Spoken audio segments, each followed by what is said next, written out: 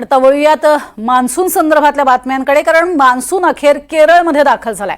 एका आठवड्याच्या आधीच मान्सून केरळमध्ये दाखल झालाय। महाराष्ट्रात मान्सून लवकर येण्याची शक्यता यापूर्वीच वर्तवण्यात येत होती। त्यानुसार आता मान्सून हा एक आठवडा आधीच केरळमध्ये दाखल झालेला आहे। आताची सगळ्यात महत्त्वाची बातमी आपण बघतोय।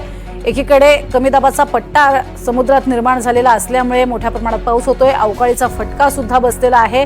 महाराष्ट्रात ठिकठिकाणी यापूर्वीच प्रचंड वादळी वाऱ्यासह आणि विजांच्या कडकडाटासह पाऊस होतोय।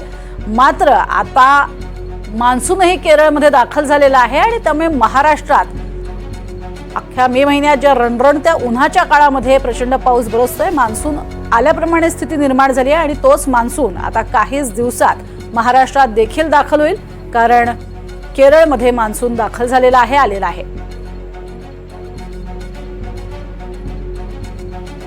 यावेळेस महाराष्ट्रामध्ये मान्सून लवकर दाखल होईल अशी शक्यता वर्तवली जाते। त्यातच आपण पाहतोय 27 मे रोजी मान्सून हा केरळमध्ये दाखल होईल असं म्हटलं जात होतं, मात्र त्या आधीच तब्बल 4 दिवस मान्सून हा केरळमध्ये दाखल झालाय।